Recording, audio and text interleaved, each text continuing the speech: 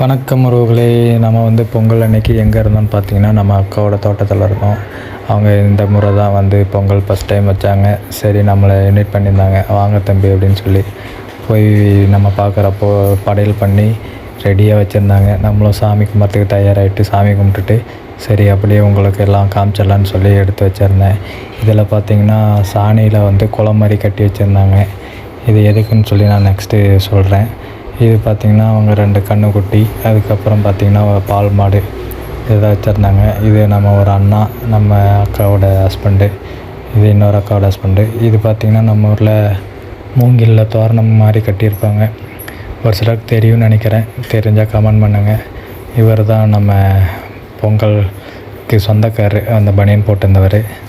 ஓகேங்களா. அவருடைய மருமகன் இங்கே இருக்கார் பாருங்கள். இப்போ சாப்பாடு ரெடி பண்ணி, அதாவது விலாங்காய் சாப்பாடு தயாரிச்சிட்ருக்காங்க.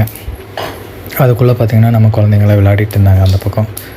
இதுதான் விலாங்காய் சாப்பாட்டுக்கு தயார் பண்ணிகிட்ருக்காங்க. வாழைப்பழம், நெய், சாப்பாடு, வெல்லம், இந்த மாதிரி எல்லாம் போட்டு மிக்ஸ் பண்ணிகிட்டு இருந்தாங்க.